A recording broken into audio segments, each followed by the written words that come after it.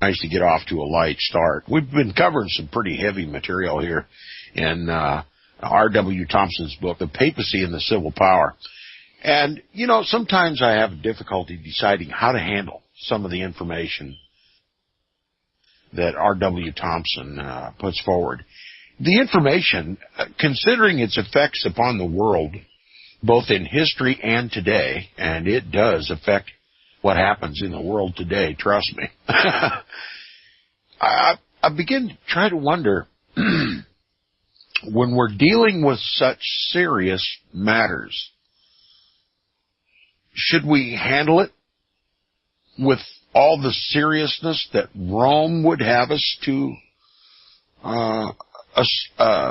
use when dealing with the subject?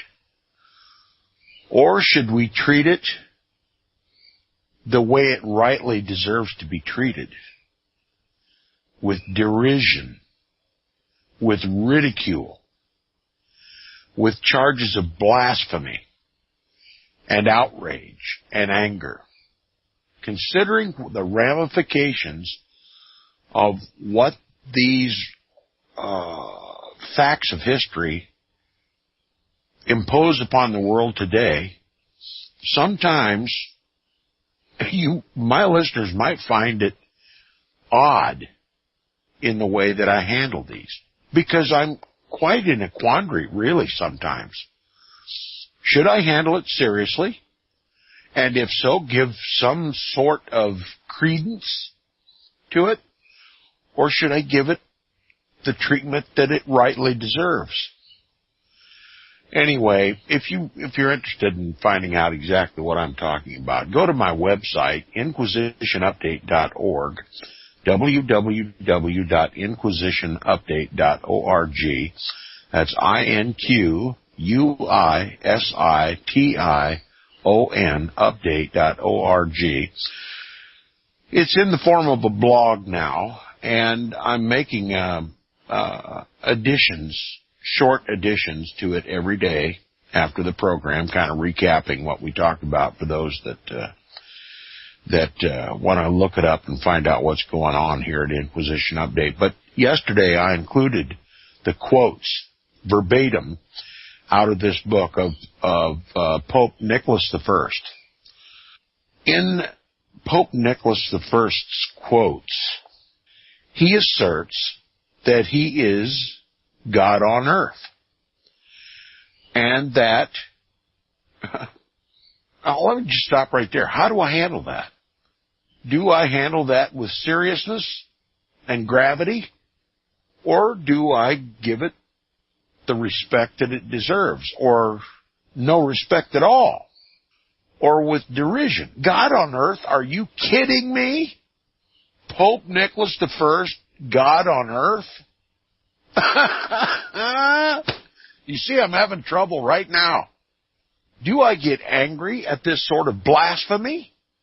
It rightly deserves anger. Do you suppose God's angry with Pope Nicholas I calling himself God on earth? Well, if God could rightly be angry with that sort of usurpation of God's rightful throne, is it unpalatable for me to kind of reflect that kind of, I can't convey in any degree God's righteous indignation for that sort of thing, but as a human being I can be outraged, but that sort of anger is unpalatable to most listeners. So I have a tendency to just make light of it, to try to make light of such a disgusting, blasphemous assertion. And not only did Nicholas I assert that he was as it were God on earth, he proclaims that the people of every nation should obey their sovereigns as a slave, unquestioningly, and that their sovereigns have the right to confiscate their property, tax them, and even dispose of them in war, or just outright kill them if the need arises. The sovereign has the power, sanctioned by this God on earth, the Pope, to wage war against his own people, and that the people ought to bow their foreheads in acquiescence to their sovereign, because the Apostle Peter said that we are to obey our kings because they're a legitimate power on earth, and that we should have no legitimate outcry against such abuses. And he further states that he, as God on earth, can order one kingdom to go to war against another. And he further says that if a sovereign or a king of a land somehow falls out of favor with this so-called God on earth, the Pope of Rome, that the Pope can command the people of that nation to uprise against that sovereign and unseat him. Utter chaos. Totally turns the law of God topsy-turvy. How does he do that? By simply usurping the throne of God himself. Now, I just couldn't just walk away without making some further commentary on it. I encourage my listeners to go and read those quotes for themselves verbatim as they are taken out of this book as recorded in history by the best sources, by the Roman Catholic Church itself. And just see for yourself what a pretension, what a blasphemous pretension the papacy is, particularly Pope Nicholas I. And don't forget that the Roman Catholic Church canonized him and made him a saint. And in the calendar of the saints, the Lives of the Saints, a book that is studied by Roman Catholics, they are taught to venerate these saints and to emulate them because they are the best example of the true Christian faith. So if a Roman Catholic approaches this book called The Lives of the Saints, which is the duty of a Roman Catholic if he wants to know his church, and sees the example of Pope Nicholas I and is taught in that book to emulate him, what say happens if that devout Roman Catholic who emulates Pope Nicholas I comes into political power in this country, like a congressman or a senator? What if that person's sitting on your high school library board? Do you suppose it might influence how he does his job, he or she?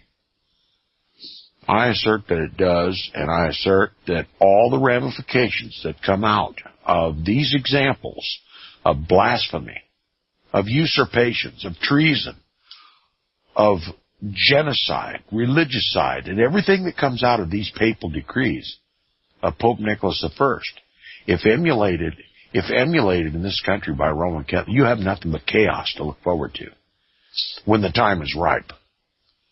And I believe the time is ripe. I believe the upheavals that we're seeing, not only in this country but around the world, are a result of Catholic action.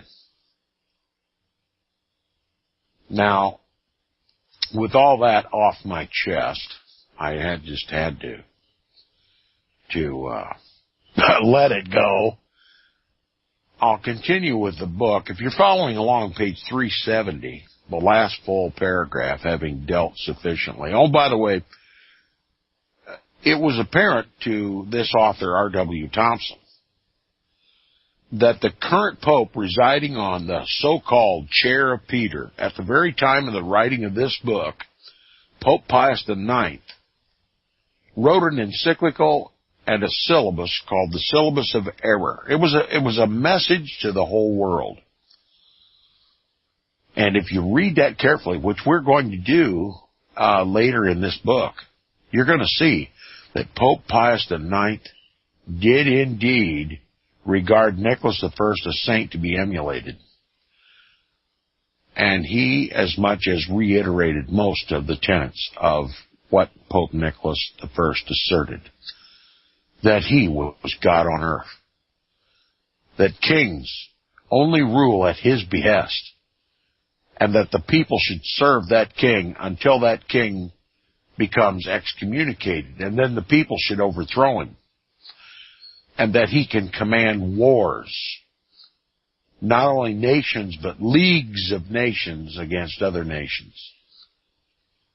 This is Pope Pius IX's encyclical and syllabus of error, and we'll get to it later in the book. Now we're going to continue. We're going to talk about one of the the outrages conducted by the papacy that marks it as not Christian at all. It says, between the close of the pontificate of Nicholas I and the beginning of the 10th century, 8 popes occupied the chair of Peter, as it is called, and were all faithful to the policy of Nicholas, insofar as they had the ability to be so. One of these, Boniface VI, called by Baronius, a historian, quote, an infamous wretch, unquote, was poisoned by the agency of the Bishop of Anaquia, or Anaquia, however that is correctly pronounced, my apologies, who became his successor under the name Stephen VII. This infallible pope caused the body of his infallible predecessor, Formosus, who had been pope from the year 891 to 896, to be exhumed from his burial place, quote, to punish him for having usurped the supreme dignity to his detriment, unquote. In other words, he embarrassed the chair of Peter. And so, one infallible pope has the privilege and the prerogative and the divine right and the jurisdiction to dig his bones up and to try him for having shamed the papacy. Okay, he assembled a council of bishops, had the dead body, quote, placed in the pontifical seat, the tiara on his head, you know, that beehive-looking hat with the 3 crowns on it, it's worth millions of dollars. And there's many of them at the Vatican. You've probably seen them on the History Channel. They put the tiara on his head, the pastoral baton in his hand, and clothed with the sacerdotal ornaments, unquote. In other words, they dug up this stinking, rotting corpse of a previous infallible pope, dressed him up in his pontifical garb, and put him on trial. And it says he appointed an advocate, or an attorney, or a lawyer, in our jargon today. He appointed a lawyer to defend him and propounded to the dead Formosus questions. He started asking this dead man questions, which the attorney, the lawyer, so answered as to amount to the confession of guilt by Formosus. Now picture all this in your mind, can you? We've got a pope. Just put it in your mind. Benedict XVI, the current pope. You know, you got to realize that this is no joke. These people are serious. This really happened in history. It's not disputed. Okay, we have a pope who wants to try a dead pope for crimes. Digs him up, puts him in his papal attire, puts him on a chair, the papal chair, by the way, gives him an attorney, and starts asking him questions. And, of course, he can't answer because he's dead. So his attorney answers for him, which is, legitimate. His attorney answers for him. But he answers the questions that convinces everyone of his guilt. Not a very good attorney by anybody's standards. Now, at this point, Pope Stephen VII impiously pronounced sentence of excommunication, which means eternal damnation, by the way, in a Roman Catholic's life. He pronounced a sentence of excommunication and deposition against the insensible victim. Remember, he's dead, insensible. He has no idea what's happening to him. He makes a deposition against the insensible victim of his pontifical vengeance, struck him a blow which prostrated the dead body at his feet, and he stripped off his pontifical robes with his own hands, cut off 3 of his fingers, ouch, ordered the head to be cut off and the body to be thrown in the Tiber. All this was done in the name of religion, under the criminal pretense of obedience to the gospel of Christ, which everywhere places love, charity, and benevolence as among the highest cardinal virtues. Does it sound loving and charitable and benevolent to you? It is no wonder then that Baronius, the great Roman Catholic analyst, who defended the papacy in everything in which it is possible to do so, spoke thus of the condition of the church at this time. Now remember, he's a Roman Catholic historian, this Baronius, and he always defended the papacy, but here's what he has to say. Now remember, this is a friend of the papacy. He says, never had divisions, civil wars, the persecution of pagans, heretics, and schismatics caused it, that is the church, to suffer so much as the monsters who installed themselves on the throne of Christ by simony and murders. The Roman Catholic Church was transformed into a shameless courtesan. Listen to the language he uses here.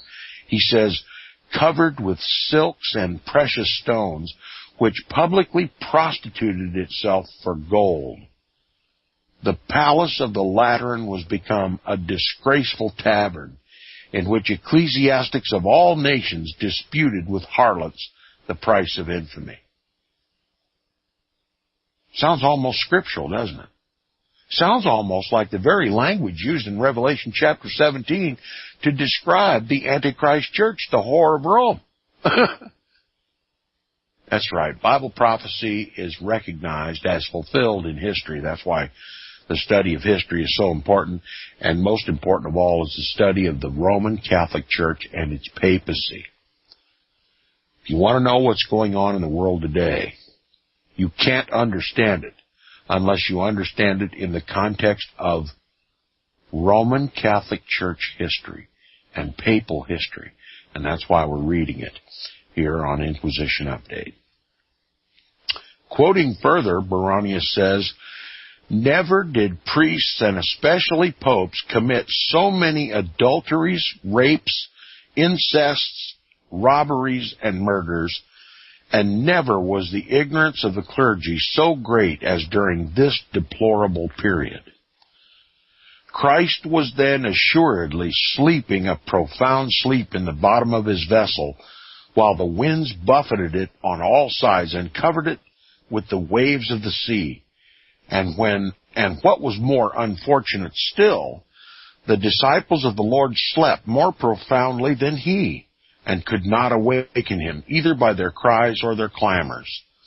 Thus the tempest of abomination fastened itself on the church, and offered to the inspection of men the most horrid spectacle. The canons of councils and the creeds of apostles, the faith of Nice, the old traditions, the sacred rites were buried in the abyss of oblivion, and the most unbridled dissoluteness, ferocious despotism, and insatiable ambition usurped their place. Who could call legitimate pontiffs and intruders who seated themselves on the chairs of the apostles? And what must have been the cardinals selected by such monsters? Unquote. This is a friend of the papacy, Baronius, who defends the papacy in every way possible. But during this period of time, that's what he had to say about the papacy and about the Roman Catholic Church and its clergy. Monsters. Absolute, godless, conscienceless, bloodthirsty monsters. Now, you think I'm exaggerating? Well, I can understand how someone might think that I might be exaggerating, that somehow I've got some kind of an innate hatred for the Roman Catholic Church and that I enjoy digging up their old bones and their dirty laundry and airing it for all the other people to see. But no, that's not my motivation at all. If this was Christ's church, I would be lauding it. But it's not Christ's church, and it has deceived the whole world. And I was deceived by it, never being a Catholic myself, but being in a church that failed to give me this history, that failed to warn me of this church and what influence it has in my life, unbeknownst to me, through our own government. It's hard to reconcile. It's hard to forgive.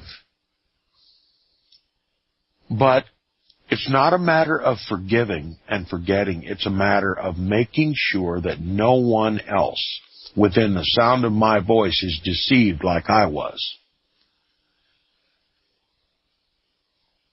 What I do here at Inquisition Update is born out of a spirit of love and compassion for my fellow man. And some will reel at this, but my love and compassion not only for Christians, but for Catholics and for godless people. Because I believe that many of the godless people in our society today are driven to that godlessness because of history like this, called Christian history. And that for them to ever understand the benevolence of Christ, the love of Christ, someone has to come forward and separate Christ from this abomination called Roman Catholicism. And we do that merely by exposing the fact that by example after example, ad infinitum, that this is not Christ's church and that Christ should not be judged by anyone on the basis of what is called Christianity today, Roman Catholicism. Driven out of a compassion and love for the human race of every stripe. It's not hateful to expose the hate of the Roman Catholic Church. It's not hateful to expose the hatred of Adolf Hitler. Why accuse me of hatred? By simply giving the facts of history and calling a spade a spade. Are we not all responsible? With that, we'll stop for a moment for a break from our sponsors, and we'll be back with Inquisition Update right after this.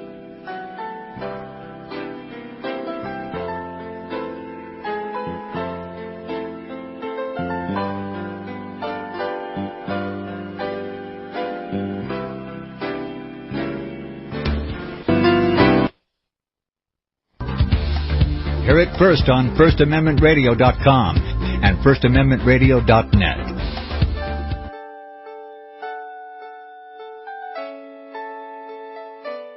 The program you are listening to is 100% sponsored by you, the listener, on this First Amendment Rights Media channel. You will notice that there are few commercials on this radio network. There's a good reason for that. Corporate advertising dollars come with strings that limit program content. So without your help, these programs cannot continue on Internet or our several affiliates. If you benefit by the educational law programs, we ask you to give. If you are admonished or nurtured by the Bible and ministry programs, we ask you to give. If some voice a cause that you are passionate about, we ask you to give. If you believe in any of these, we ask you to support them as you would a missionary on a continual basis, as if giving a tithe for missionary radio. These programs are not commercially viable and must be supported by those faithful to the cause of truth. Look for the button to sponsor your favorite programs at our listen and schedule pages on the Internet. Then, when you subscribe, we will send you the last quarterly MP3 CD of that program immediately, and continue to do so with each new quarter. We will also give you unlimited archive access to all of our programs.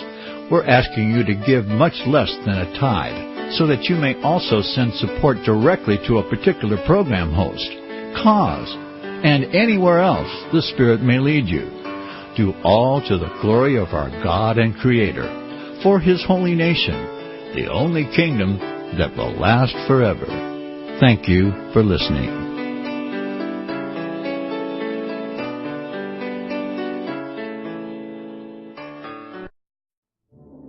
The book of Revelation says, the spirit of prophecy is the testimony of Jesus Christ. This is at the very heart of FirstAmendmentRadio.com. In that spirit, we have created the Prophecy Reality News app for all of your mobile devices, streaming First Amendment Radio 24 hours a day, 7 days a week. Available for your Apple, Android device, and smartphone, absolutely free. Get the Prophecy Reality News app installed today so you can listen to First Amendment Radio wherever you are. The Prophecy Reality News app. Get it now.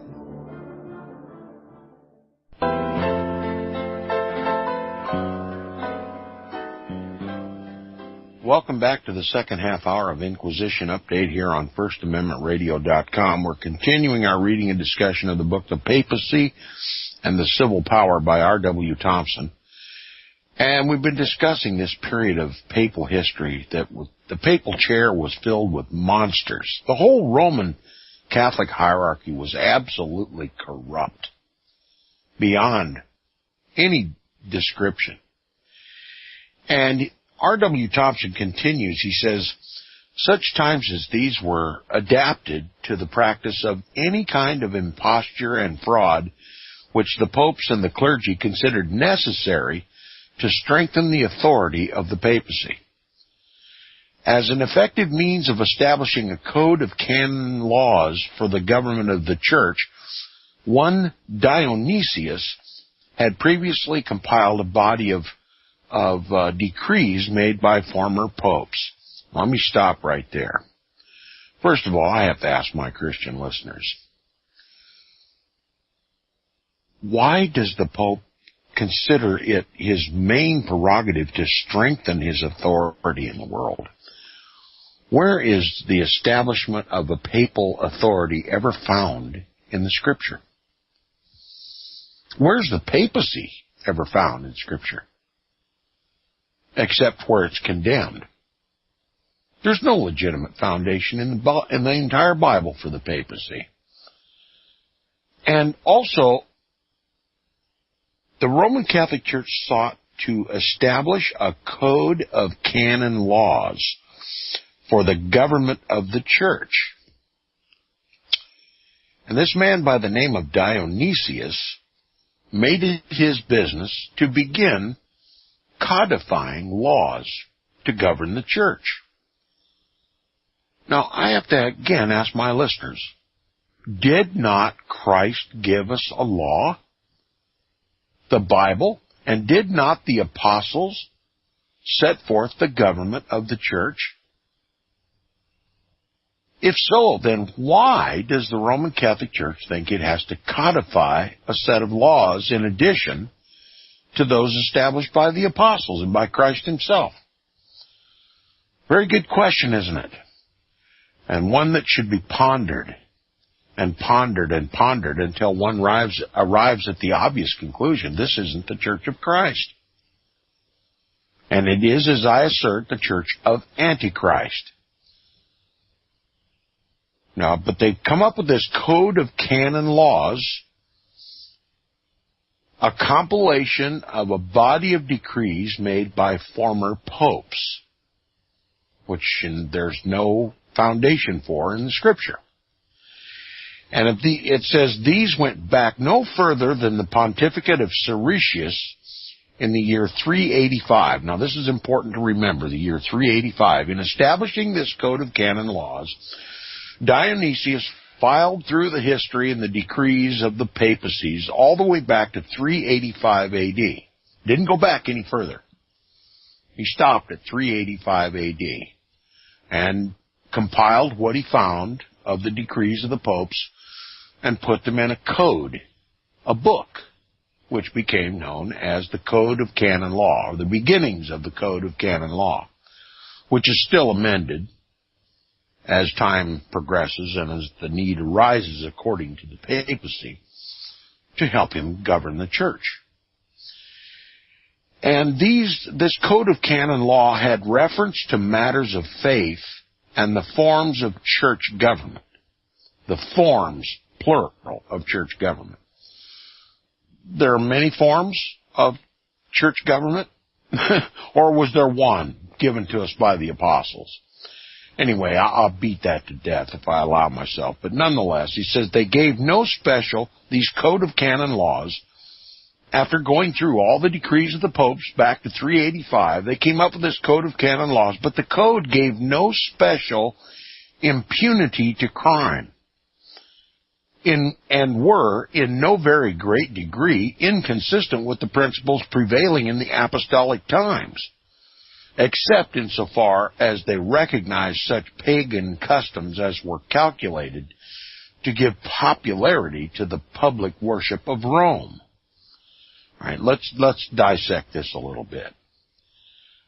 All of the canons are all of the history of the popes from 385 until the compilation of this code of canon laws by Dionysius. Nowhere could there be found in them any decree of impunity for crime. Okay? Nowhere in those canons did it give the Pope license to commit crime in the name of Jesus Christ, whose throne he claims as his. You know, nowhere in these decrees did it become legal for the Pope to make Christ the minister of unrighteousness by representing him criminally on the earth, by doing criminal things. No justification, no license of impunity for papal crime was found. And they were in no very great degree inconsistent with the principles prevailing in the apostolic times. In other words, there wasn't a great departure from apostolic teaching,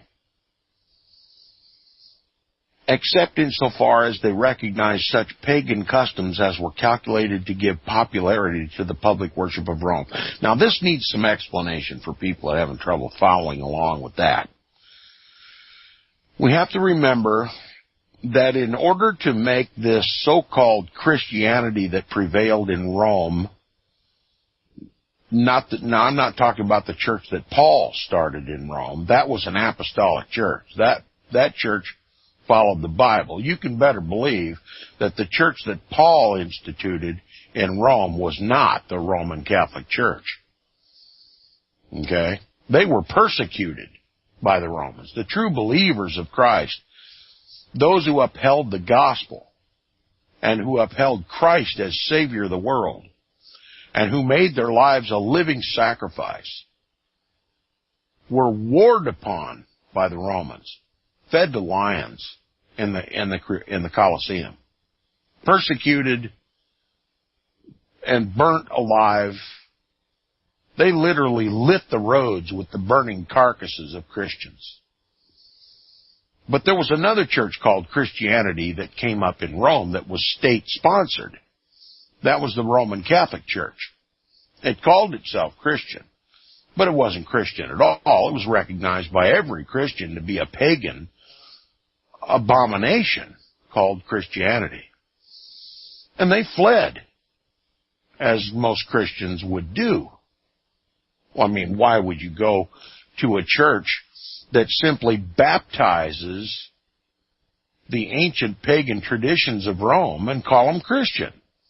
I mean, a true Christian would walk into a Roman Catholic church and think they'd been to a cult session. It would be hardly recognizable as Christianity to any Bible-believing Christian. And the Roman Catholic Church admits, and I've heard it said even on the official Roman Catholic channel on EWTN, the Eternal Word television network, they call it. based out of Alabama. It's the Catholic channel. You can dial it up and watch the Mass and all the pomp and circumstance and all the ritual and paganism and idolatry and blasphemy and transubstantiation and all. You can find out all these things we talk about here on the Inquisition Update just by watching that channel.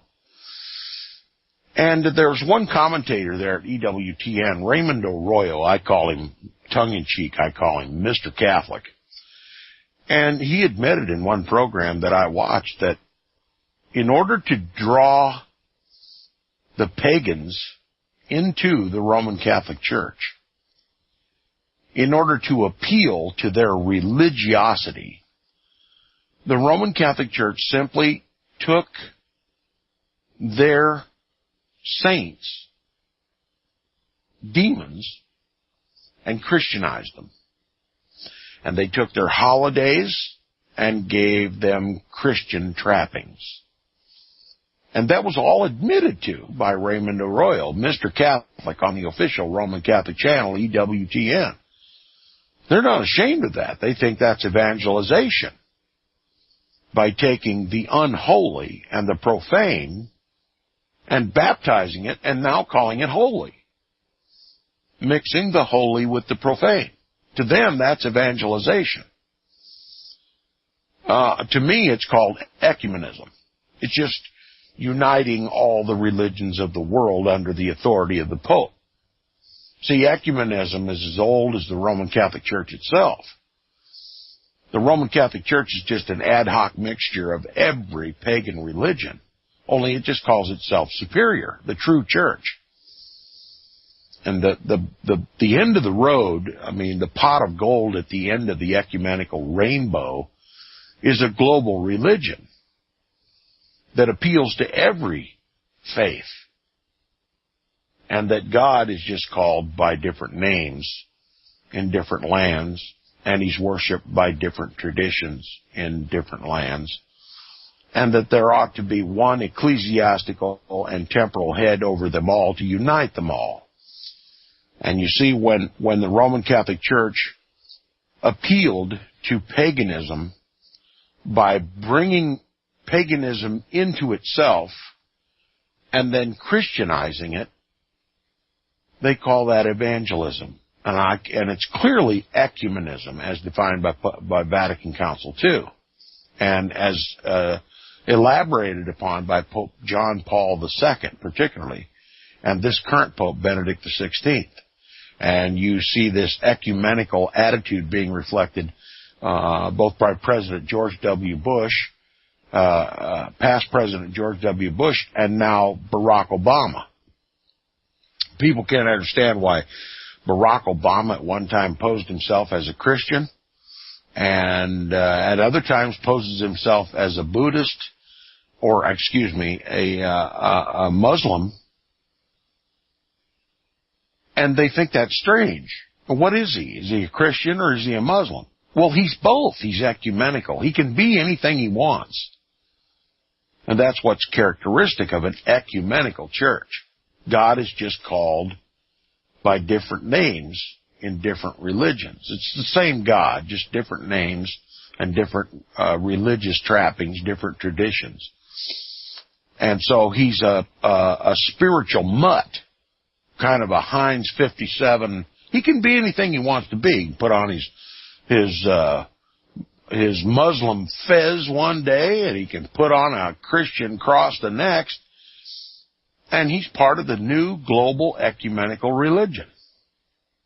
There's no reason for anybody in my listening audience to be confused anymore about what religious faith Barack Obama is.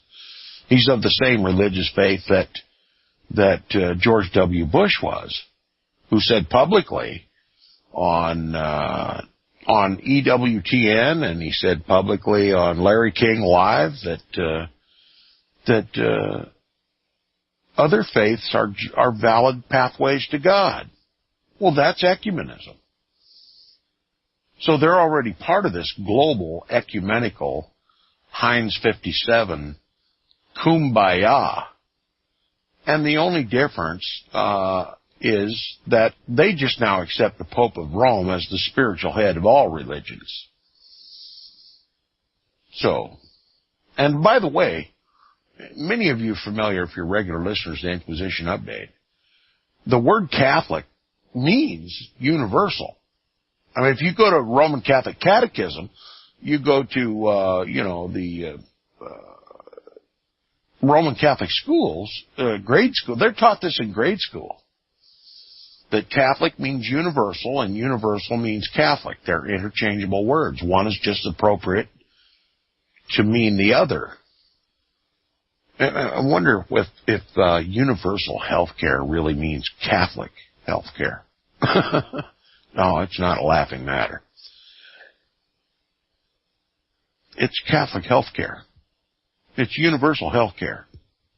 And if you don't accept this new universal religion and this new universal one world government, you're probably not going to get health care. They're going to find some excuse, as in the old days, to label you a heretic and write you out of history by denying you the basic necessities of life, which one might consider health care.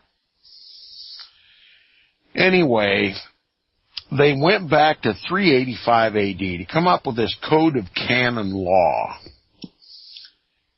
But it gave the Pope no license of impunity to commit crime.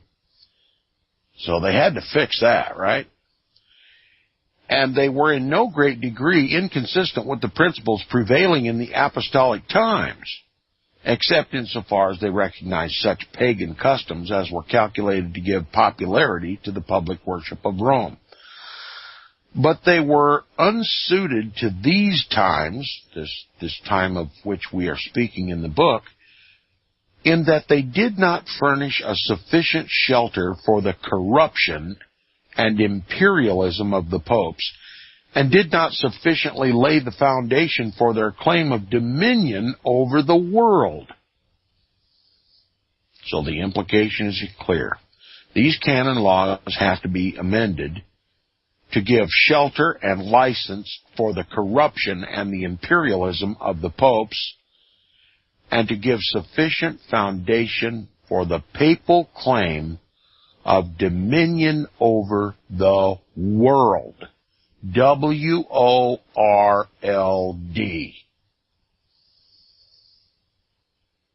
So they went to work. And guess what they came up with? They're called the Pseudo-Isidorian Decretals. And they are magically extracted from that period of time that Dionysius ignored. And that is from the period of 385 AD back to 91 AD or thereabouts. And guess what? They're forgeries. Abject, bald-faced lies. Admitted to by most Roman Catholic authorities in the world today. But they still form the basis of the pretension that now is called the Papacy, and establishes the Pope as the divine right ruler of the world, and gives him license to commit any crime, and gives him immunity from any human source. Continuing, he said something more was necessary, and the means of supplying this were not wanting. It consisted of the false decretals, which are now universally considered to have been bold and unblushing forgeries. Yet forgeries as they were, they constitute the cornerstone of that enormous system of wrong and usurpation which has since been built up by the papacy, to revive which Pope Pius IX has now put forth in his encyclical and syllabus and numerous encyclical letters. Remember, Pope Pius IX was then ruling at the time of the writing of this book. And these pseudo-Isidorian decretals, these false decretals, these false proclamations of the popes from between 385 AD and 91 AD form the basis and the cornerstone of this ghastly usurpation, this blasphemous usurpation, justification for the temporal power of the Pope to extend all over the world, and it is propounded and reiterated by the current Pope at that time, Pope Pius IX, in his encyclical and Syllabus of Error. Now, these forgeries are attributed to one Isidore Mercator, and I apologize if I've mispronounced his last name, Mercator, of Seville in Spain, but their real authorship is not entirely free from doubt. It is known, however, that they were carried from Spain to Rome by the Bishop of Mayence about the times we've been reviewing, times which, as there's no difficulty in seeing, were admirably adapted to such impostures. Dr. Dorner thinks that recent investigation have shown that they originated between the years in other words, they were compiled and made public between the years 847 and 853, which period is covered by the pontificate of Leo IV and the same assigned to the alleged Popess Joan. Remember, we talked about the female pope. This is a time when the papacy absolutely was disgusting to the world. Unquestioned debauchery, murder, incest. The Vatican was simply a seat for Satan and his minions. Okay? And these pseudo-Isidorian decretals arose at this time. And it was a very short time before the pontificate of Nicholas I, as to show that they constituted the authority upon which he based his extraordinary and impious assumptions of authority. So we see the rise of this diabolical Pope Nicholas I, and one might legitimately ask, where does he get this blasphemy? Well, he got them from the pseudo-Isidorian decretals. Now, we're going to talk about the pseudo-Isidorian decretals. These pseudo-Isidorian decrees were designed as a compilation of the canons, that is, the official government laws of the Roman Catholic Church, established as far back as the pontificate of Clement I in the year 91 AD, so as to fill up the gap between him and Siricius, who became pope in the year 385. During this period, there were 33 popes, all of whom, except one, Liberius, have been made saints of the Roman Catholic Church. Now, I don't wish to beat this to death, but remember, a saint is to be venerated and emulated by Roman Catholics. The most diabolical popes of the Roman Catholic Church history have been made saints. The popes that ruled during this time of upheaval in the Roman Catholic Church were made saints by the Roman Catholic Church. This is the example that they want every Roman Catholic to follow. And it says, we shall better understand the purpose and character of these decretals by going back to the times of their alleged origin. The 2nd century closed with the pontificate of Pope Victor I, who distinguished himself by having, with the celebrated Tertullian, adopted the heresy of Montanists and inaugurated the controversy in relation to the festival of Easter. The Asiatic Christians, now known as Orthodox, the Eastern sect, or rather, the Asiatic Christian. Remember, the epistles of the apostles speak of Asia and Asia Minor, where they took the gospel. And it says the Asiatic Christians, following the custom established by the evangelists St. John and St. Philip, celebrated this festival, Easter, like the Jews, on the 40th day after the first new moon of each year. And when Polycarp, bishop of Smyrna, and a disciple of St. John visited Rome about the year 167-168 AD, and found it was the custom there to wait until the Sunday after the 40th day, he declined to adopt it. And it was agreed between him and Anicetus, who was then pope, that each church, the Eastern and the Western, should follow its own custom.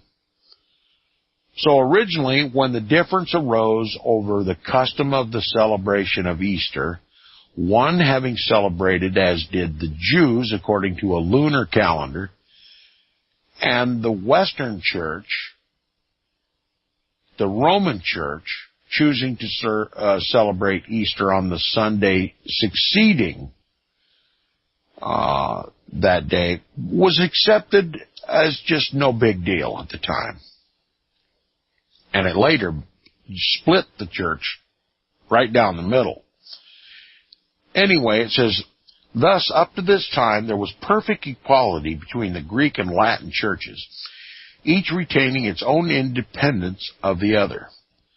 But when Victor I became pope, he was not disposed to let the affairs of the churches remain in this quiet and pacific condition, so admirably calculated to advance the cause and progress of Christianity. He was the first pope who employed the thunders of excommunication, which have since been used with such terrible effect upon both nations and individuals. And we'll continue with our reading and discussion of the book, The Papacy and the Civil Power, tomorrow. But this is the time when the Pope first began to use excommunication to get his way and to extend his temporal power in the world. This is what is included in the pseudo-Isidorian decretals, first establishing the Pope's legitimate, they say, right, divine right to govern the world. Tomorrow on Inquisition Update. Thanks for listening. Visit crosstheborder.org, CROSS, crosstheborder.org, to get your print, EPUB, or PDF version of the book, The Rapture Will Be Canceled. That's crosstheborder.org. I know you all want answers, and believe me, so do I, and I'll do my best to get them. Despite Nicolas Cage's promise to do his best to get left behind rapture answers for us, don't hold your breath. Not everyone believes Left Behind is true prophecy. Some may even regard as conspiratorial the mainstream re-release of the Left Behind movie, with actor Nicolas Cage portraying the main character, as an attempt to further reinforce in the minds of all this perception of false prophecy, in order to condition the masses for the play about to begin. If you want true Bible prophecy answers, get the book, The Rapture Will Be Canceled. The author exposes the Latin rapture origin, the 7-year tribulation deception, true Bible revelation of Daniel's 70 weeks, the abomination of desolation, the restrainer, America in the Revelation, the image of the beast and the mark of the beast, and the truth about God's chosen people, and so much more about Bible prophecy. This book will shatter the Left Behind paradigm of future events. Get the book, The Rapture Will Be Canceled. Visit crosstheborder.org, CROSS, crosstheborder.org, to get your print, EPUB, or PDF version of the book, The Rapture Will Be Canceled. That's crosstheborder.org.